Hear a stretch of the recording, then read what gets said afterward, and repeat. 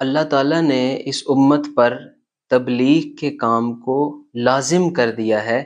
یعنی اگر کوئی شخص اپنے ایمان کو ٹھیک کر لے اور اپنے ذاتی اعمال کو 100% ٹھیک کر لے، شریعت کے مطابق کر لے، پھر بھی اس کی نجات کے لیے یہ کافی نہیں ہے اگر وہ لوگوں کی فکر نہیں کرتا اور ساری انسانیت کی فکر اس کے اندر نہیں ہے اور اپنی استطاعت کے مطابق وہ تبلیغ نہیں کرتا، اس کام کو انجام نہیں دیتا، تو یہ اس کی نجات کے لیے کافی نہیں ہے۔ اور یہ بڑی یقینی بات ہے، اللہ تعالیٰ نے کئی جگہ قرآن پاک میں اس تبلیغ کی اہمیت کو بتایا ہے اور اس تبلیغ کو لازم قرار دیا ہے، اور اس امت کے لیے یہ ایک فرض منصبی ہے کہ اب کوئی نبی نہیں آئے گا، لیکن نبیوں والا کام اللہ تعالیٰ نے اس امت کو دیا ہے۔ اور خاص طور پر جو لوگ اقتدار میں ہیں، جن کو قوت حاصل ہے کچھ لوگوں پر، کسی زمین پر، کسی ملک پر، ان کے لیے اپنی سرپرستی کے لوگوں پر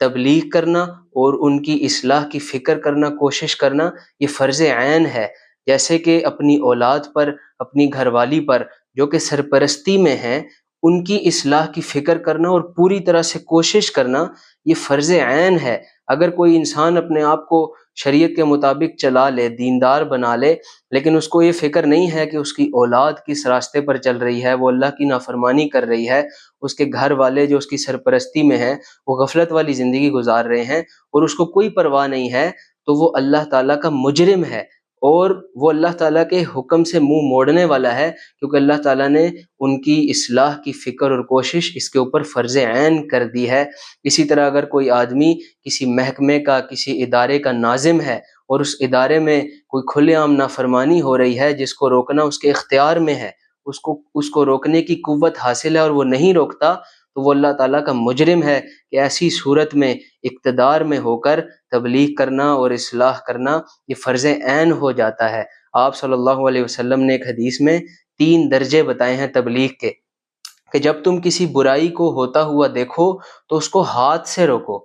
تو علماء اکرام نے فرمایا یہ درجہ ان لوگوں کے لیے جو صاحبان اقتدار ہیں، جن کو قوت اور سکت حاصل ہے ہاتھ سے روکنے کی، جیسے میں نے مثال دی اپنے گھر والوں پر، یا جن کو قوت حاصل ہو کسی ادارے پر، کسی ملک پر، تو اپنی قوت کے اعتبار سے ان کے اوپر تبلیغ کرنا اور اصلاح کے لیے کوشش کرنا یہ فرض عین ہے، اور ہاتھ سے روکنا ان کے لیے ہے۔ یہ ہاتھ سے روکنے کا حکم ان کے لیے نہیں ہے جن کے پاس ہاتھ سے روکنے کی سکت نہیں ہے۔ اگر وہ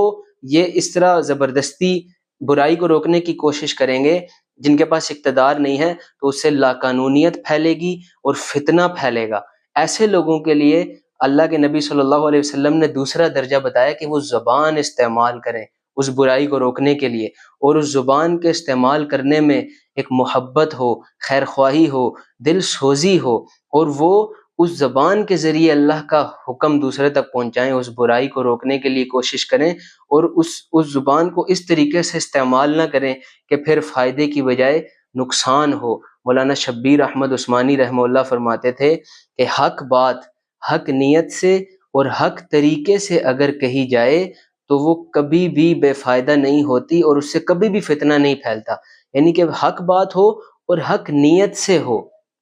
یعنی کہ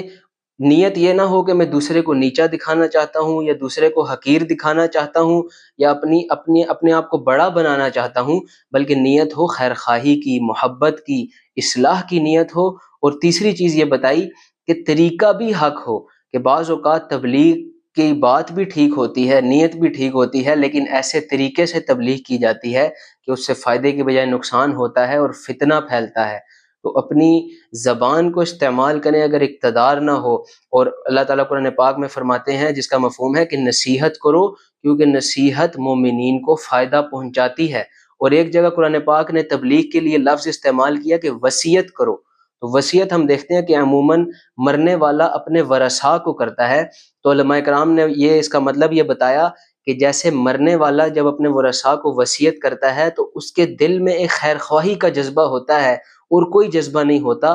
اسی طرح جب ہم کسی کو تبلیغ کریں تو ہمارے اندر خیر خواہی کا جذبہ ہو، الفت اور محبت کا، اصلاح کا جذبہ ہو، کوئی غلط جذبہ، کوئی منفی جذبہ نہ ہو، تو انشاءاللہ ہماری بات دوسرے کو اثر بھی کرے گی اور اس سے فائدہ بھی ہوگا، اور طریقہ بھی ٹھیک ہو۔ یہ ایسے مشہور واقعہ ہے کہ ایک دفعہ امام حسن اور امام حسین علیہ السلام وضو کے لیے تشریف لے جا رہے تھے، تو انہوں نے ایک عمر رسیدہ بزرگ کو دیکھا کہ وہ وضو کر رہے ہیں لیکن غلط طریقے سے وضو کر رہے ہیں، ان کا وضو کرنے کا طریقہ ٹھیک نہیں ہے۔ تو ان حضرات کو یہ سامنا کرنا پڑا کہ ایک طرف ان کو بتانا بھی ضروری ہے کہ وہ وضو غیر شرعی طریقے سے کر رہے ہیں، اور دوسری طرف وہ عمر رسیدہ بھی ہیں، کہیں وہ اس بات کو اس سے شرمندہ نہ ہو ہمارے کہنے سے۔ تو ان حضرات نے کیا طریقہ اختیار کیا کہ ان بزرگ کو کہا کہ ہم دونوں آپ کے سامنے وضو کرتے ہیں، اگر ہماری کوئی غلطی ہو تو آپ ہمیں تنبیہ کر دیں۔ تو ان حضرات نے جب ان کے سامنے وضو کی تو وہ بزرگ کہنے لگے کہ تمہارے وضو میں تو غلطی نہیں ہے، ظاہر ہے کہ تم رسول اللہ صلی اللہ علیہ وسلم کے نواسے ہو، البتہ مجھے اپنی غلطیاں معلوم ہو گئیں تو میں اب ان غلطیوں کو سدھاروں گا۔ تو اس طرح پیغام بھی پہنچ گیا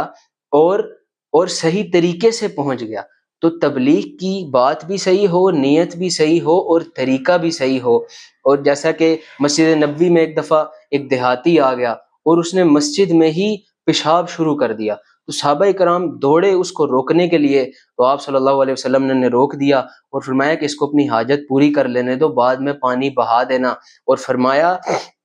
کہ تمہیں یعنی اس امت محمدیہ کو آسانی پیدا کرنے والا بنا کر بھیجا گیا ہے، مشکلات پیدا کرنے والا بنا کر نہیں بھیجا گیا۔ تو ہم اس دین کی تبلیغ ایسے کریں کہ اس دین کو ایک خوبصورت پیکنگ میں پیش کریں، مزین بنا کر کسی کے سامنے پیش کریں، تاکہ اس کے لیے دین پر چلنا آسان ہو جائے اور دین اس کے لیے اٹریکٹیو ہو جائے۔ جیسا کہ شیطان جب گناہ کی دعوت دیتا ہے تو گناہ کو مزین کر کے آراستہ کر کے پیش کرتا ہے کہ انسان گناہ کی طرف کھنچتا ہے، تو ہم لوگوں کو تبلیغ اس انداز سے کریں کہ دین کو ان کے آگے مزین بتائیں، اس کے دنیا اور آخرت کے فائدے بتائیں، تاکہ ان کے لیے یہ اٹریکٹیو بن جائے اور وہ اس کی اور دین پر عمل کرنا ان کے لیے آسان ہو جائے۔ تو اللہ تعالیٰ مجھے اور آپ کو عمل کرنے کی توفیق عطا فرمائے۔ جو کچھ کہا سنا، سب سے پہلے اللہ تعالیٰ مجھے اس پر چلنے کی توفیق عطا فرمائے، اور ہم سب کو تبلیغ کی اہمیت کو سمجھنے کی توفیق عطا فرمائے، اس کام کو اپنا مقصد بنانے کی توفیق عطا فرمائے۔ السلام علیکم۔